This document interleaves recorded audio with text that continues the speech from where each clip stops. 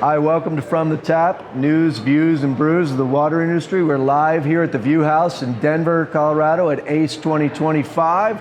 I'm Travis Smith, and we have a very special guest today, JC Davis from Las Vegas Valley Water. JC, what's your title at Las Vegas Water, and welcome to the show. Director of Customer Care and Field Services. That's a big role, big mouthful. Yep. I don't want to hold us up anymore. I want to get straight into the beer first as we go in. Priorities. Our first beer is 1858 IPA over here on the left. And they tell me that 1858 is the founding date of Denver. So we wanted to celebrate that. So let's have a little sound. Prost.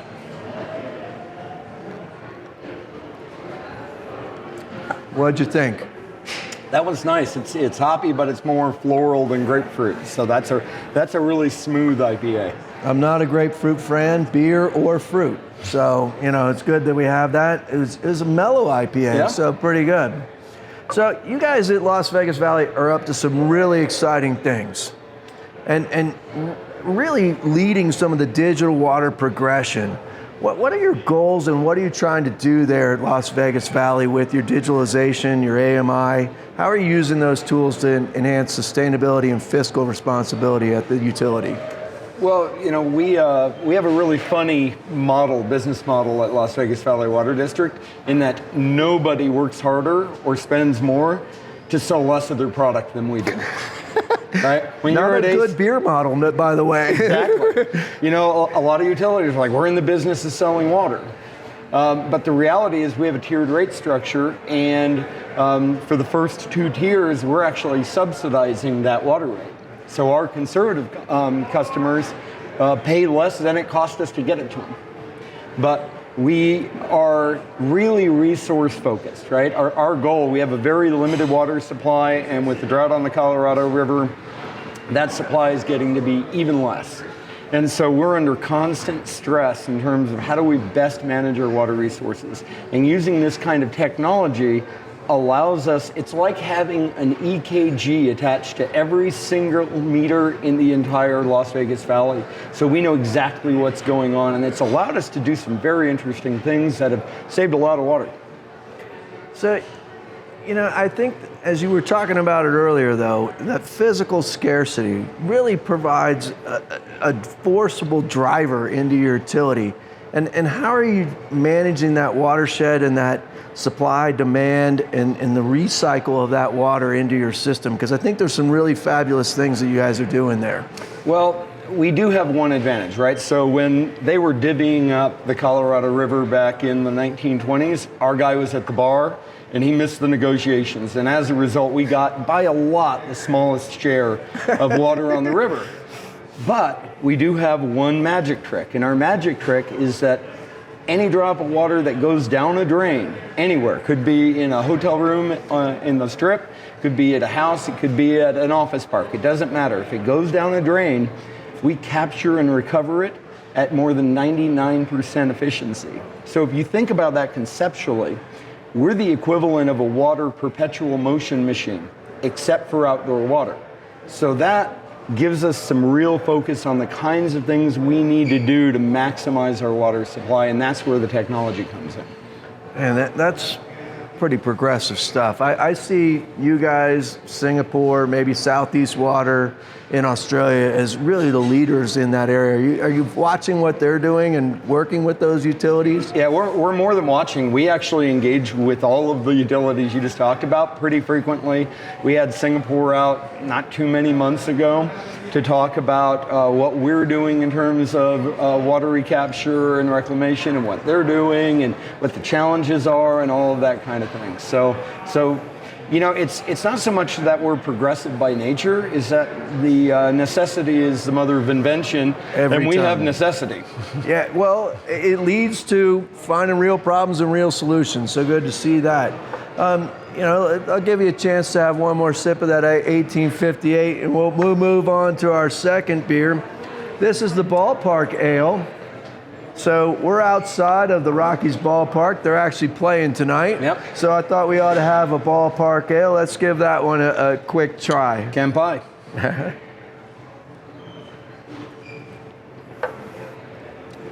Smooth, pale ale, classic pale ale taste, you know?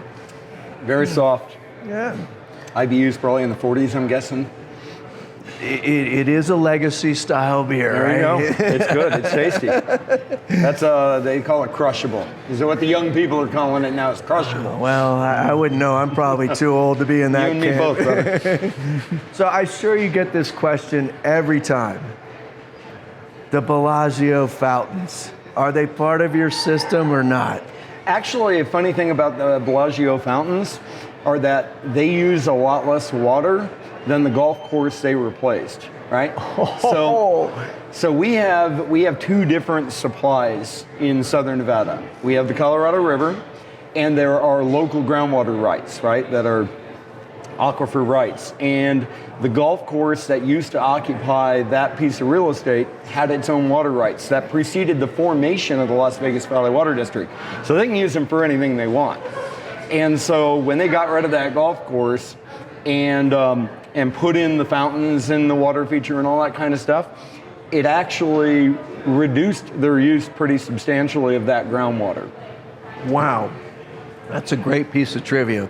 Maybe we can get to cash that into the bar sometime in the future. There you go. I mean, it's just one of those things that you think about the resorts and everybody, you know, who wants to be judgmental, which is, you know, a lot of people. They'll go, all those guys use all the water. But the resorts consumptively, remember the whole recycling thing. So most of their water use is indoors. So the resorts cumulatively, all of them, only use 3% of our water supply. Wow.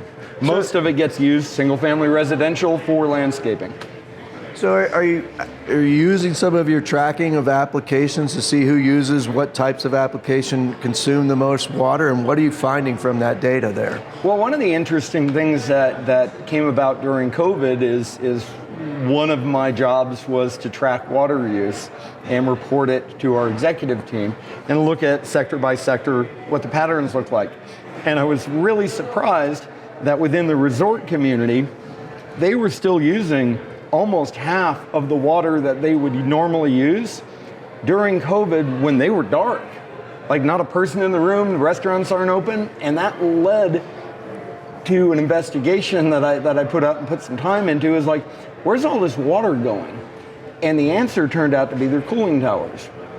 And so you think about the Bellagio fountains and you go, oh, what a waste of water. But cooling towers in those big industrial settings, they use more water than the water features and the swimming pools and the landscaping combined. And it's one of those invisible uses, but thanks to meter data, we were actually able to go, wow, what's the burn rate per hour on water just to keep those cooling towers doing their thing? And it was a big number. So it has led to some policy changes, including one that's getting ready to take effect for new construction in Southern Nevada. Evaporative cooling is not going to be allowed anymore. Wow. We gave them plenty of lead time so that they could re-engineer, because there are other ways. Cooling towers don't make air conditioning. Cooling towers are an energy efficiency device, and they just let your chillers run more efficiently, save you energy. And that's nice, except if you're in a water scarce environment. Man. Right, so we gave them some time to look at other options, like, you know, indirect heat exchangers with their hot water systems, sure, so they could simultaneously cool that return water and heat up their hot water, which was going to save them energy in a net way. So they're working through it. Nobody wants to be the first one on the dance floor, and I get it, but I think that they're ready to make the adjustment. Well, I've never heard of that use case for AMI data. It's fascinating that you actually were able to hunt out the different types of usage and really make some policy changes for conservation and scarcity out there. That's a unique thing. When we talk about the use of data, though, how important is the accuracy and reliability of that data for all these analytics and plans that you have? Well, I mean, as a nerd, it's very important to me, but if you have any water managers watching this and they're not thinking that data accuracy is important, then they don't have any self-preservation instincts, because erroneous billing is what gets people fired. That's just how it is. I mean, you can read the headlines. There you go. Right? Right? So you have to have accurate data. You have to be able to trust that data. Your customers have to be able to trust that data. Now, once you have that baseline level of trust and you know you've got good data on your hands, you can do some really interesting things. Like we've enacted policies that are able to only target the 5% of highest residential water users in Southern Nevada, because we've been begging and pleading and paying people to use less water at their homes for 30 years. And there's a certain subsector of that population that have told us to go pound sand. And it's just how it is, right? Sure. If you're a billionaire, how much do you care about your water bill? Yeah, it's not a big factor in their grand scheme of lifestyle, right? Exactly. So as a result, like you literally have people with acres of grass in these giant compounds that they own, in some cases that they've never been to. So these are lifestyles that I don't lead. I can't even get my mind around it, to be honest. But when you look at how do you reach that population, there is only one signal, and that signal is pricing. So we created a structure called the excessive use charge. And if you use over a certain threshold, and that threshold is based on AMI data of where that 95th percentile falls, then you're going to pay a premium on top of your water rates for every 1,000 gallons you use. And what has happened are two things. One was a little unexpected. The thing that we were after, and it went kind of right to my model in terms of the volume involved, is that subset of customers used about 3 billion gallons less water the first year we instituted the new policy. 3 billion gallons. So you use rates as a big driver for conservation. For people who won't pay attention to anything else, right? Sure. At the same time, it generated a lot of extra revenue. But we took that revenue and we segregated it so that we could use it for customer assistance programs to help people fix leaks that they otherwise couldn't afford to fix, that kind of stuff. Great way to take the bigger picture to move the assets and infrastructure forward. Yeah. Exactly. So I'm excited though for the third beer. This is my favorite type of beer. This is the Rockpile Red. I'm a big fan of amber lager, so I was looking forward to this one all the way through. Let's give it a try. Sláinte. Sláinte. You know, when I think about all this data out there and people getting maybe trying to adjust to how to use it, what scares me the most is bad data. Because I look at bad data as like skunky beer. I don't want it. Or maybe you would never get in an airplane that you put bad gas in, right? Right. But you put all this technology in there and you couple it with bad data. What happens when that situation occurs in your utility? Well, I mean, obviously we try very hard to keep that from happening, but, and I joked earlier about job security and self-preservation, but the reality is if your usage data isn't accurate, then your bills aren't accurate, and if your bills aren't accurate, you're going to be doing adjustments and rebills. Now you have customer relations problems, then you have political problems because these people that feel like you're ripping them off because you didn't measure their water accurately are going to elected officials. It can turn into a mess kind of in a hurry. So we are, I would go so far as to say we're hyper vigilant about the quality of the data, and that's where AMI is immensely useful.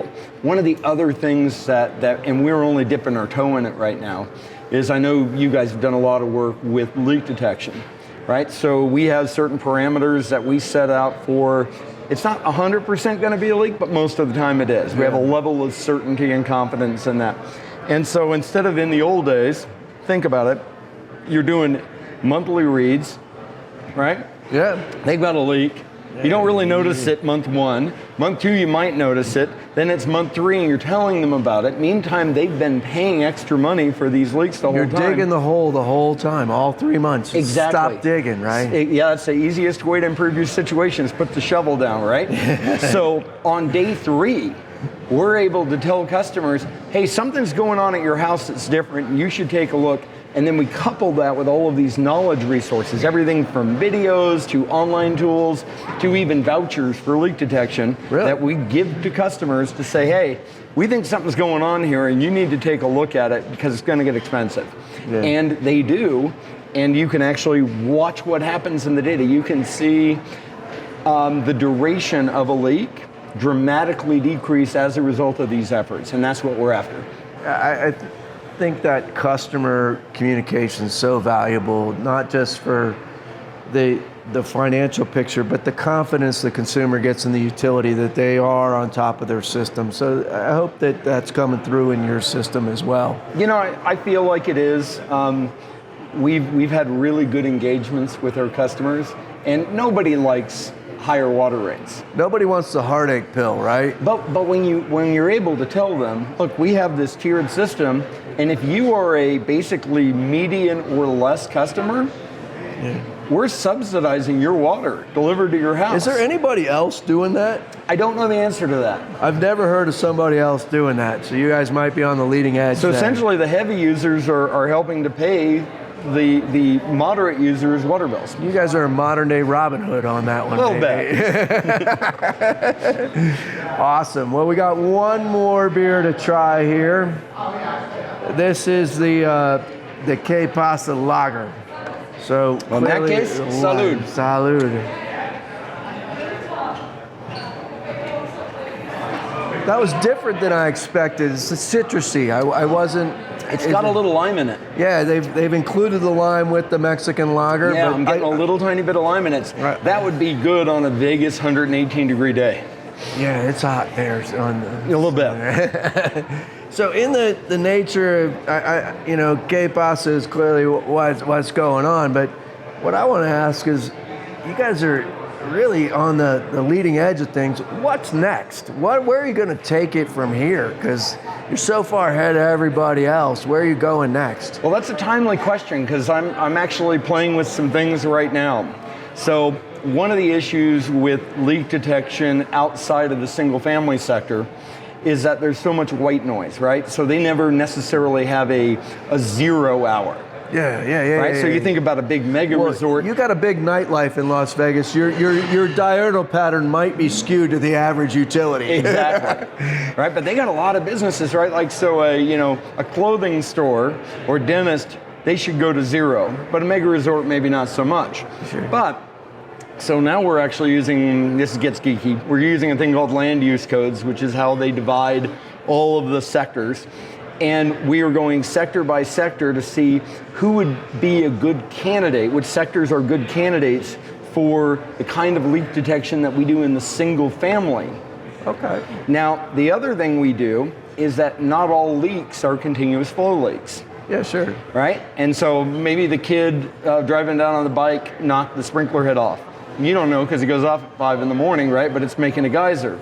And it doesn't show as a leak, but it makes your usage go up substantially. High usage bills, yeah. So we have recently finished some calculations, and they seem to work pretty well so far. We're piloting it right now to say, can we do a high use alert week over week?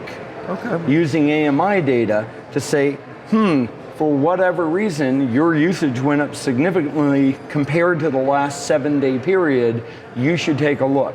So it's just like our normal leak alerts that we do for continuous leaks, except it doesn't have to be a continuous leak. It could just be some usage spike. Abnormal usage. Exactly. Yeah. And so those are the two things that I actually have in the hopper right now that we're working on. So that's an interesting analytics use, and great way to take some data in there and synthesize it. That's pretty cool in terms of, I'm excited to see where you guys go next. I want to keep a little more mindful eye, because, as you said, necessity drives invention there and innovation. So I think that you guys will continue to lead the industry in what you're doing in data. Happy to just be a part of it. Well, again, there's an old saying that if you can't measure it, you can't improve it.